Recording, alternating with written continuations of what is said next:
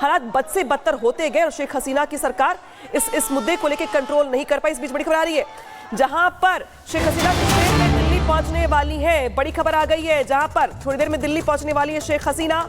शेख हसीना के पहुंचने को लेकर तस्वीर साफ होती दिखाई दे रही है, क्योंकि जो 2 विमान है, इसमें पहले जो विमान है SC-130, उसमें शेख हसीना के जो सिप्ला सलार है, जो कैबिनेट के सहयोगी हैं, वो मौजूद है। लेकिन जो दूसरा विमान है जो बिहार होते हुए आ रहा है दिल्ली, उसमें शेख हसीना की मौजूदगी की खबर है। और AJAX 1341 की जो विमान है वो यहाँ पे पहुंचने वाला है दिल्ली से लंदन जा सकती है शेख हसीना। सेफ पैसेज यहाँ पे दिल्ली है उनके लिए, क्योंकि दिल्ली आ रही है वो, और दिल्ली से ही सेफ पैसेज में वो लंदन रवाना होंगी। लंदन में उनकी फैमिली पहले से रह रही है, लिहाजा ये आकलन किया जा रहा है कि वो लंदन जा सकती है। जो आधिकारिक जानकारी है वो निकल के बाद में सामने आएगी कि कहाँ गई है वो, लेकिन पहले जो जानकारी निकल के आ रही है कि वो दिल्ली से लंदन जा सकती है, शेख हसीना की जानकारी मिल रही है।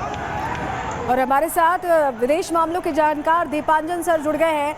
दीपांजन जी, अभी जो हालात हम देख रहे हैं बांग्लादेश में, स्थिति ऐसी हो गई है कि शेख हसीना छोड़कर अब दिल्ली आ चुकी, कहा जा रहा है लंदन जा सकती हैं, परिवार वहां रहता है क्योंकि पहले से अपनी बहन रेहाना को साथ लेकर निकली हैं। वो कहां का रुख करते हुए देख रहे हैं आप उनको? और दूसरी चीज, बांग्लादेश में अभी जो अनरेस्ट है, जो अंतरिम सरकार बनने की बात हो रही है, बांग्लादेश को कहां जाते देख रहे हैं? क्योंकि कहा जा रहा है कि ये सिर्फ आरक्षण की आग नहीं थी, पाकिस्तान की बैकिंग थी, विपक्ष ने मौका देखा, सेना ने मौका देखा और आउट कर दिया शेख हसीना को। देखिए, ये इतना आसान नहीं है। ये जो बांग्लादेश में जो भी हो रहा था, ये सो कॉल्ड स्टूडेंट मूवमेंट पिछले 15-20 दिन, 1 महीना से, इट्स मल्टी लेयर्ड। और हम लोग शुरू से जो है डिफरेंट चैनल्स में हमने ये बताया कि ये आमने सामने देखने में तो लगेगा कि ये स्टूडेंट मूवमेंट है, बट इसके आड़ में जो आपने सही कहा कि जमात इस्लाम जो है वो लोग थे, और इसको सपोर्ट दिया है बैक साइड से, कोई शक नहीं है, पाकिस्तान का ISI और चाइना, और हर एक का अपना अपना एजेंडा था। तो वो एजेंडा में इन लोगों ने अनफॉर्चुनेटली स्टूडेंट अनरेस्ट को सामने लिया। नहीं तो आप देखिए, प्रधानमंत्री ने जब बताया कि हाईकोर्ट से ये ऑर्डर हुआ था कोटा के लिए, फिर उन्होंने सुप्रीम कोर्ट पे अपील किए, सुप्रीम कोर्ट ने वर्डिक्ट दे दिया कि कोटा उठ जाएगा। इसके बाद भी जिस हिसाब से मूवमेंट का पासा पलट गए और 1 पॉइंट प्रोग्राम आ गए कि शेख हसीना को निकालो। ये देखने में इसका जो ट्रेंड हम लोग देख रहे हैं, हम लोग बड़ा 15 दिन से बहुत गहरे नजर से हम देख रहे हैं, और बांग्लादेश में अपना जो कॉन्टैक्ट्स है उनसे भी बात करते हैं, और जो विजुअल्स देख रहा है, ये जो बॉडी लैंग्वेज है, ये स्टूडेंट का बॉडी लैंग्वेज था ही नहीं। अगर आज देखेंगे बांग्लादेश का रास्ता में, सड़कों में, और ये जो शेख हसीना का दफ्तर है या अवामी लीग का दफ्तर है, जो लोग हरकत कर रहे हैं, आप देखिए ये स्टूडेंट नहीं लग रहा है। 90% लोग वहां लुंगी पहन के कर रहे हैं। I am not targeting a particular dress code, but student जो है लुंगी पहन के नहीं जाते। आप सड़कों का हालत देखिए, जिस हिसाब से शेख मुजीबुर रहमान का स्टैचू तोड़ा जा रहा है, उनका मुरल को टारगेट किया जा रहा है, ये देखने में बहुत क्लियर है 71 से पहले बांग्लादेश में जो स्थिति था, ये जमात इस्लाम और उनको पॉलिटिकली सपोर्ट दे रहा है बांग्लादेश में नेशनल पार्टी BNP, और इन लोगों ने वो 71 का पुराना जमाना में पहुंच गए। और ये एक बहुत बड़ी सोची समझे एक साजिश था, इसमें कोई डाउट नहीं। पर हमारा जो बहुत ही चिंता के कारण है कि बांग्लादेश का जो स्थिति है, इसका डेफिनेटली एक बहुत बड़े इंपैक्ट हमारा हिंदुस्तान के जो नेशनल सिक्योरिटी है इसके ऊपर आएगा। बिल्कुल दीपांजन जी, और यही वजह है कि जो सिक्योरिटी फोर्सेज हैं सर, उन्हें भी अलर्ट कर दिया गया है, BSF को अलर्ट किया गया है, कई जगह पर डिप्लॉयमेंट ज्यादा देखने को मिल रहा है। लेकिन इसी के साथ पश्चिम बंगाल में, माफ करिएगा, यहाँ पर बांग्लादेश में जो स्थिति बनी हुई है, अफगानिस्तान में हमने जो स्थिति देखी, उसके बाद हमने श्रीलंका में स्थिति देखी, उसके बाद हमने पाकिस्तान में स्थिति देखी, और उस सब के बीच भारत एक चिंता का विषय तो है कि आखिरकार हमारे पड़ोसी मुल्कों में जिस तरीके से यहाँ पर हालात बनते जा रहे हैं, बिगड़ते जा रहे हैं, वो भारत के लिए अच्छे संकेत नहीं दे रहा है।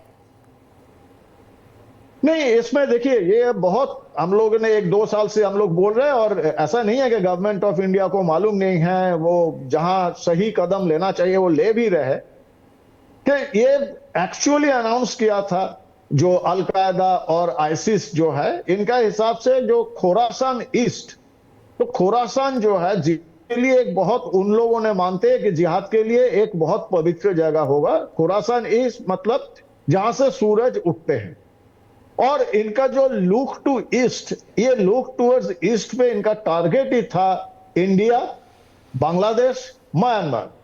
नाउ म्यांमार में इनका एडवांटेज है, वहां रोहिंग्या लोग एक्टिव है, काफी एक्टिव है। बांग्लादेश में उनको चाहिए था, और बाकी रेस्ट ऑफ इंडिया में जो उन लोग नहीं कर सकते, उनका टारगेट है, फोकस टारगेट है बंगाल, वेस्ट बंगाल। दीपांजन सर, आपसे एक चीज और समझना चाहूंगी, क्योंकि शेख हसीना आ रही हैं भारत, वाया भारत ही, वाया दिल्ली वो कहीं जाएंगी, हो सकता है लंदन का रुख करें, हो सकता है फिनलैंड का रुख करें, अभी उसको लेकर आधिकारिक पुष्टि नहीं है, लेकिन उनका इस तरह से भारत आना, उनके सिपह सलारों का भी, क्योंकि एक और विमान है जो उनकी कैबिनेट के लोगों को लेकर आ रहा है। जरा ये बताइए, अब बांग्लादेश में तो सरकार किसी और की बनेगी, शेख हसीना तो आउट हो गई हैं, तो उस स्थिति में कहाँ जाता दिख रहा है भारत के साथ बांग्लादेश का रिलेशन, और क्या असर इसका दिखेगा? अर्ली टू कमेंट, इसमें अभी कुछ बोलना बहुत मुश्किल है, बिकॉज ये बात जरूर है। ठीक है, आपको रोक रहे हैं सर, आपके पास वापस लौटेंगे दीपांजन जी, लेकिन पहले रुक कर लेते हैं तस्वीर का। देखिए तस्वीर दिखा रहे हैं आपको, जब इस्तीफा सौंप रही थी शेख हसीना, तो देखिए किस तरीके से शेख हसीना, जो कई बार प्रधानमंत्री पद संभालने के बाद अब देखिए इस्तीफा देते दिखाई दे रही है। आंदोलन विरोधी आग ने जिस तरीके से पूरे देश को अपनी चपेट में ले लिया, उसके बाद ये तस्वीर है उस वक्त की जब शेख हसीना ने अपना इस्तीफा सौंपा है। और कहीं ना कहीं दीपांजन, इन तस्वीरों के साथ सवाल दरअसल ये कि क्या आपको नहीं लगता कि जब महीनों से आंदोलन चल रहा था तो शेख हसीना के पास एक मौका था सरकार को संभालने का, आंदोलन की आग को बुझाने का, कहीं ना कहीं नाकामी भी देखते हैं इसको आप हसीना सरकार की? हाँ जी, बिल्कुल कुछ हद तक मैं सही है आप, और मैं सहमत हूं आपसे, बिकॉज इसमें कोई नहीं है। इंडिया से भी उनको इनपुट मिला है, intelligence input, and I am sure कि इधर उधर से और कई जगह से उनको इंटेलिजेंस इनपुट बना कि इतना बड़ा जो साजिश है वो एक दिन में रचा नहीं गया, और ऐसा हो सकता है उनका पास इनपुट था।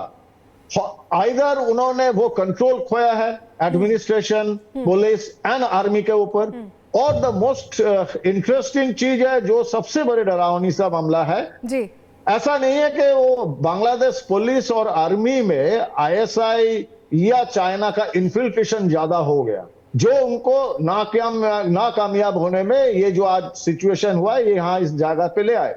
क्योंकि जिस हिसाब से गवर्नमेंट ने कंट्रोल कर रहा था ये स्टूडेंट अनरेस्ट को, वो आप देखेंगे तो लग रहा था कि वो स्टूडेंट अनरेस्ट को, बिल्कुल सर, और ऐसे में ये तस्वीरें भी हम आपको दिखा रहे हैं कि देखिए शेख हसीना के पीएम आवास में, यानी कि ये घुस गए हैं प्रदर्शनकारी और वहां पर जाकर के पूरी तरीके से पार्टी मोड में नजर आ रहे हैं। तो दूसरी तस्वीर वो भी हम आपको दिखा रहे थे कि शेख हसीना ने अपना जो इस्तीफा है वो दस्तखत करते हुए नजर आई है, लेकिन शेख हसीना के आवास पर, प्रधानमंत्री के आवास पर दरअसल ये पार्टी की जा रही है। प्रदर्शनकारी वहां घुस गए हैं और अपनी जीत का आनंद लेते हुए नजर आ रहे हैं। यानी कि सर, जो आप कह रहे थे दीपांजन जी कि एक पूरी कहीं ना कहीं सोची समझी साजिश थी, वो साजिश सफल हुई है और इसी के साथ अब पार्टी की जा रही है।